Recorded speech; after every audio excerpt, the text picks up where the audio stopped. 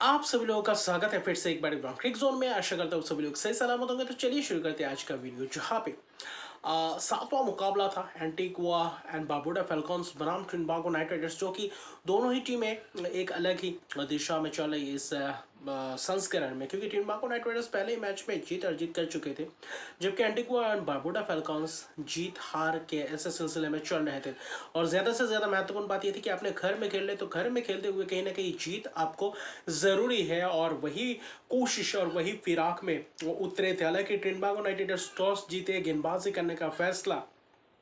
दूसरी तरफ से देखें तो एंटीगुआ एंड बारबुडा फैल्कॉन्स ने जो शुरुआत की, वो भी कुछ खास शुरुआत नहीं था। वो भी बहुत ही धीमा शुरुआत में कहूँगा, जहाँ पे गेंदबाजी उमदा किस्म की रहा। पहले अगर शुरुआती क्षण की बात करें, पहले पावर प्ले की बात करें ट्रिनिडाद यूनाइटेड द्वारा, जहाँ पे स्पिनर्स कारगर साबित हुए। अकील हुसैन उमदा किस्म का गेंदबाजी करते हुए नजर आया। अकील हुसैन ने भी विकेट्स भी चटकाया, किफायती स्पेल्स करके गया, और वहाँ पे पूरी तरीके से ट्रिनिडाद यूनाइटेड को आगे रखा है। और कहीं ना कहीं वहाँ पे जुएल एंड्रयू कोशिश कर रहे थे, एक आध बीच में चौके लगा रहे थे, लेकिन बहुत ही धीमा चल रहा था। सिर्फ 25 गेंद में 22 रन, जो कि टी20 के हिसाब से आप बहुत ही ख़राब आपके स्ट्राइक रेट्स हैं। और ऐसा भी नहीं था कि विकेट्स पहले 3 4 5 गिर गए हो, वहाँ पे आप धीमे खेल लेते। बिल्कुल नहीं, आप ओपन करने आए थे और वहाँ पे आपको कोशिश करनी चाहिए थी पावर प्ले को अच्छी तरीके से यूटिलाइज करने का। लेकिन राहिम कॉर्नवाला एक आध चौका लगाया, अकील हुसैन के शिकार हो गए, लॉन्ग ऑफ के हाथों कैच दे बैठे। फिर कहीं ना कहीं करीमा गोर आते हैं। नाथन एडवर्ड्स ने पहला जो 2 ओवर का स्पेल किया, बाएं हाथ का तेज गेंदबाज, और पूरी तरीके से रफ्तार भी दिखा, अच्छी खासी लेंथ को हिट किया और अच्छी खासी विकेट्स भी चटकाया। और जब आए वहाँ पे महत्वपूर्ण विकेट्स चटका के गए। जैसे कि अगर देखें तो करीमा गोर, जो पिछले मैचेस में बहुत ही कारगर साबित हो रहे थे, अकेले ही मैच को आखिर तक ले जाने की कोशिश कर रहे थे और स्कोर ज़बरदस्त बना रहे थे, उनको कहीं ना कहीं बोल्ड के ज़बरदस्त यॉर्कर लेग डिलीवरीज डाला। फिर कहीं ना कहीं वहाँ पे जुएल एंड्रयू कोशिश कर रहे थे, वहाँ पे शॉर्ट हार्टमैन के हाथों कैच दे बैठे, तो वहाँ पे वही नाथन एडवर्ड्स बहुत ही महत्वपूर्ण स्पेल्स करके गए थे, और रन्स बिल्कुल भी नहीं देते। पावर प्ले में से 35 ही रन्स बने थे, 2 3 विकेट्स गिर चुके थे, और कहीं ना कहीं वहाँ पे लगातार विकेट्स गिरते चले जा रहे थे। पावर प्ले में एक ही विकेट गिरा था, लेकिन उसके बावजूद भी रन उतने नहीं बने थे। करीमा गोर, जुएल एंड्रयू, फिर देखें तो बेवन जैकब्स, तो वहाँ पे वैसे ही कुछ सिलसिला चलता रहा। उस्मान तारिका बहुत ही धीमा गेंद डालते हैं वहाँ पे। बेवन जैकब्स को एलबीडब्ल्यू एक बार कहीं ना कहीं स्टंपिंग हुआ था, वहाँ पे बच गए थे। फिर कहीं ना कहीं एलबीडब्ल्यू का शिकार हो गए। शकीब अल हसन वही सुनील नारायण के हाथों कैच दे बैठे। उस्मान तारिक बेहतर गेंदबाजी करते हुए दिख रहे हैं। इस संस्करण में ट्रिनिडाद यूनाइटेड के बेहतर एक स्पिनर्स उभरते हुए आ रहे हैं, और वहाँ पे वही कोशिश कर रहे थे, और कहीं ना कहीं स्वीप मारने गए थे, और वहाँ पे शॉट फाइल के हाथों कैच दे बैठे थे शकीब अल हसन। और शकीब अल हसन बल्लेबाजी में उतना खास पुख्ता नजर नहीं आया इस संस्करण में, ना तो गेंदबाजी में भी उतना धार दिख रहा है। तो कहीं ना कहीं ये सीजन अभी तक फिलहाल अच्छा शुरुआत नहीं किया है शकीब अल हसन। लेकिन नीचे से कप्तान आते हैं इमाद वासिम, और दूसरी तरफ से फैबियन एलन, और वहां से मुकाबला कहीं ना कहीं एक अलग ही दिशा पकड़ता है, क्योंकि 13.5 ओवर तक उतना खास रन नहीं रहता है। उस्मान तारिक गेंदबाजी करते, फैबियन एलियन छक्का लगाते, और 14वें ओवर के आखिरी गेंद से जो छक्का लगाते हैं, और वहां से कहीं ना कहीं मोमेंटम शिफ्ट होना शुरुआत होता है, क्योंकि वहां पे रन बॉल से 14 ओवर्स तक चला था, 80 85 रन, और आखिरी के 6 ओवर में जो रन्स बटोरे, और वही कहीं ना कहीं पूरी तरीके से मैच में वापसी करवाया एंटीगुआ को।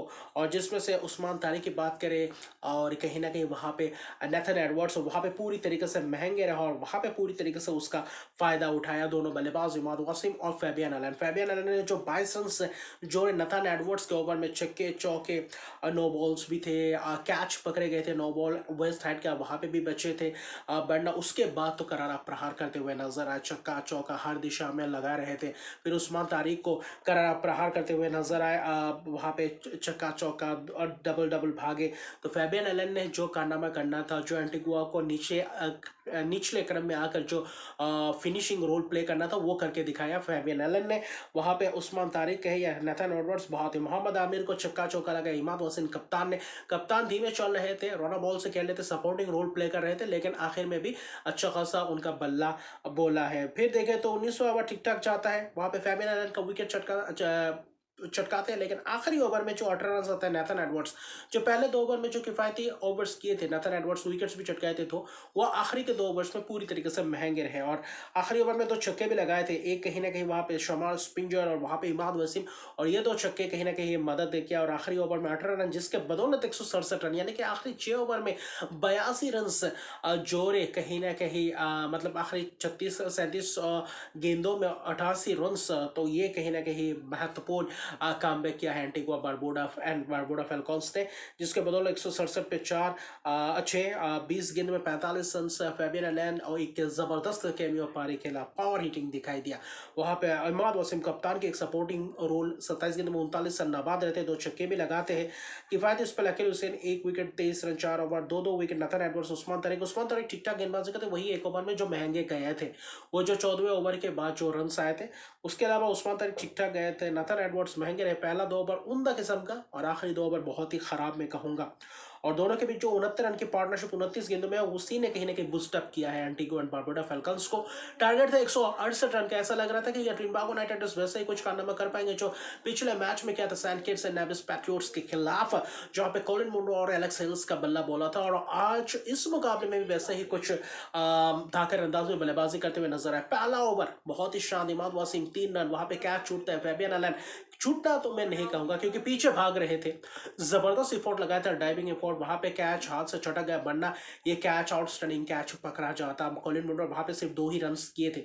उसके बाद से जडेन सिल्स आए, 2 जबरदस्त कट शॉट्स कवर्स के दरमियान चौका, फिर इमाद वसीम आते हैं, वहां पे करारा प्रहार करते हैं, छक्के चौकों की बौछार करते हैं वहां पे आपके कॉलिन मुनरो जब तक डटे थे वही पहले 4 ओवर में 47 रन बना चुके थे। जडेन सिल्स को वहां पे इमाद वसीम को करारा प्रहार, पहले 4 ओवर इन 2 गेंदबाजों के ऊपर पूरी तरीके से हावी होते हुए नजर है। पहले 4 ओवर 47 रन, अब से आप 168 का चेस करें, ऐसा लग रहा था कि ट्रिनिडाद यूनाइटेड ये मैच आसानी से जीत जाएगा, लेकिन आते हैं एक ट्विस्ट, वहां पे ओबेड मैकॉय आते ही एलेक्स हेल्स को टॉप एज, वहां पे कैच, फिर कहीं ना कहीं 1 रन लेते हैं, फिर कि कॉलिन मुनरो कट के ले जाते हैं, हल्का सा दिशा दिखाते हैं और वहां पे शॉट थर्ड मैन के हाथों कैच दे बैठते हैं। और एक ही ओवर में जो 2 विकेट चटके उसी ने कहीं ना कहीं वापसी करवाया। 44 रन उसके बावजूद भी बनाए कॉलिन मुनरो 18 गेंदों में, जिसमें से करारा प्रहार करीबन 245 के स्ट्राइक रेट से बल्लेबाजी किया, जो पावर प्ले में चाहिए था, जो कॉलिन मुनरो की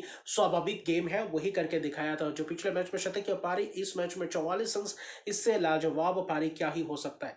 कप्तान पूरन आते हैं, उस बीच 4 ओवर में 47 रन होने के बावजूद भी वहां पे धीमे हो जाते बीच के ओवर्स में, और वही कहीं ना कहीं वहां पे पकड़ बनाते हैं। उसामा मीर कहते हैं, राकीम कॉर्नवॉल आते हैं, शकीब अल हसन गेंदबाजी करते हैं, पावर प्ले के बाद कहीं ना कहीं धीमा सा होता हुआ चले जाता है। रन होते हैं 4-5-6 रन, 2-3 रन के ओवर्स आते हैं।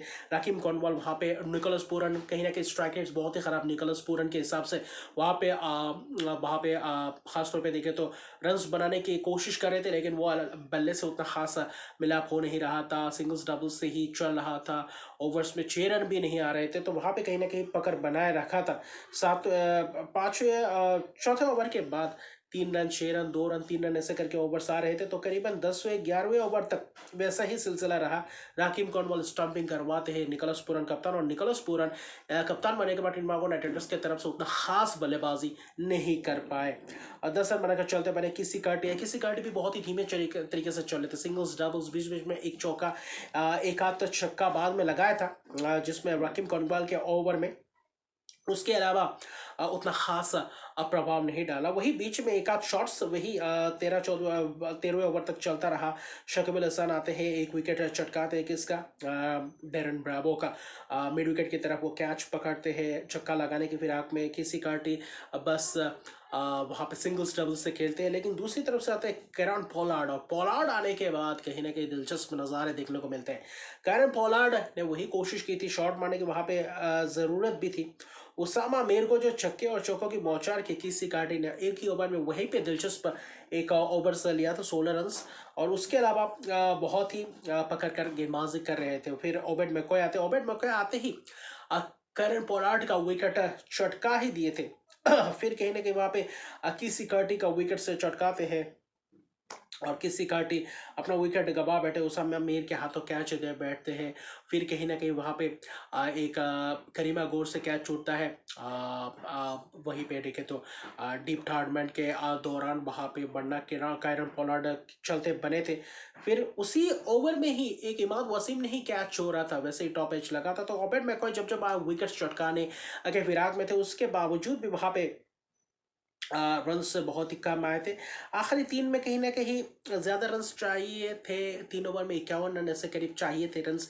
वहाँ पे ऐसा लगा था नामुमकिन सा हो गया, क्योंकि रन्स उतने खास तरीके से आ नहीं थे। कैरन पोलार्ड कोशिश कर रहे थे, फिर भी ओबेड मैकॉय 17वें ओवर में वो भी विकेट से चटकाते हैं और वहाँ पे कैच दे बैठे अकील हुसैन का विकेट चटकाते हैं, फिर वहाँ पे छक्का भी एक लगाते हैं। लेकिन कुल मिलाकर देखें तो ओबेड मैकॉय ज़बरदस्त अपना काम करते जाते हैं और वही कोशिश कर रहे थे ओबेड मैकॉय। और कहीं ना कहीं आखिरी दिन में 51 रन चाहिए, 18वां ओवर, वहाँ पे 15 रन, वहाँ पे चौके और छक्के। नेथन एडवर्ड्स एक छक्का लगाते हैं, कैरन पोलार्ड चौका। ऐसा लग रहा था कि मैच क्या बाकी है या नहीं। और वहीं पे कोशिश थी, 36 रन के करीब चाहिए थे और वही कोशिश थी कि यहाँ से कुछ हो सकता है या नहीं, और वही उसी फिराक में थे। 19वां over, Obed McCoy full toss square leg के ऊपर से, फाले के ऊपर से छक्के पे छक्के लगाते हुए नजर आते हैं कैरन पोलार्ड, और वहां पे पूरी तरीके से कारगर साबित है। वहां पे 22 रन आते हैं आखिरी ओवर में, बस ज्यादा नहीं, सिर्फ 13 ही रन चाहिए होते हैं, 14 रन चाहिए होते हैं। और ऐसा लग रहा था कि शायद यहाँ से क्या मैच निकाल सकते हैं। पहला गेंद सिंगल लेते हैं कैरन पोलार्ड, और वहां पे माफ कीजिएगा नाथन एडवर्ड्स और शमार स्प्रिंजर गेंदबाजी करते हैं। जो महंगे रहते हैं वही आखिरी ओवर में वही कोशिश करते हैं, और वो जो 4 गेंद जो पोलार्ड को डॉट करवाया, वो कहने के मैच के आखिरी गेंद में 4 भले ही लगाया, लेकिन वो 4 गेंदों में सिंगल्स डबल्स आते, एक आध शॉट्स आता तो शायद कुछ बन सकता था। लेकिन ये क्या, ये T20 मैच है। 19वां ओवर, ओबेड मैकॉय जो कारगर साबित हो रहे थे, जो 4 विकेट चटका रहे थे, उनके खिलाफ जो 3 छक्के लगाए थे कैरन पोलार्ड, वही कैरन पोलार्ड आखिरी ओवर में जब चाहिए था 13-14 रन वहां पे फंस रहे थे। और कहीं ना कहीं वहां पे 4 डॉट गेंदे खा गए आखिरी ओवर में। वहां पे एक ऐसे खिलाड़ी जो पूरी तरीके से पुख्ता नजर आ रहे थे, 43 रन 28 गेंदों में 4 छक्के लगा चुके थे, फिर भी कहीं ना कहीं ट्रिनबागो नाइट राइडर्स इस मैच को हार जाते हैं। कहीं ना कहीं वहां पे 8 रन की जीत एंटीगुआ एंड बारबुडा फैल्कॉन्स का 159 ही रन बना पाते, वरना ये 4 गेंदों में रन होते तो शायद ये ट्रिनबागो नाइट राइडर्स जीत बिल्कुल उनके पक्ष में था। ओबेड मैकॉय 4 विकेट 39 रन, वही आखिरी ओवर में जो 3 छक्के लगा थे, एक चौका, 22 रन आए थे, कैरन पोलार्ड ने मारा था। उसके अलावा बहुत ही जबरदस्त गेंदबाजी स्पिनर्स द्वारा, चाहे रकीम कॉलवार, चाहे शकीब अल हसन, एक ही ओवर के 1 over 4 run, 2 run 1 wicket. शमार Springer ये मैच विनिंग ओवर डाला आखिरी ओवर, अगर वो कहीं ना कहीं वहां पे रन दे जाते तो कहीं ना कहीं मैच पूरी तरीके से निकाल गए थे। तो जबरदस्त ये रोचक बड़ा मुकाबला रहा। शुरुआत अच्छा खासा मिलने के बावजूद एंडिंग भी अच्छी खासी कर रहे थे, लेकिन आखिरी ओवर वही 4 गेंद मैच को पूरी तरीके से एंटीगुआ एंड बारबुडा फैल्कॉन्स के हाथ में है। तो जबरदस्त ट्विस्ट एंड टर्न देखने को मिला ऐसे मैचेस में। और कहने के 7वां मुकाबला एंटीगुआ एंड बारबुडा फैल्कॉन्स जीतते हैं, ट्रिनबागो नाइट राइडर्स से मुकाबला हारते हैं, और कहीं ना कहीं एंटीगुआ एंड बारबुडा फैल्कॉन्स फिलहाल पहले पायदान पे आते हैं पॉइंट्स टेबल में। तो लाजवाब ये मुकाबला आज कहीं ना कहीं, आज यानी कि कल सुबह 4:30 बजे भारतीय समय के अनुसार वहां पे होगा सैन किट्स में। Saint Kitts and Nevis Patriots बनाम बारबाडोस रॉयल्स के बीच।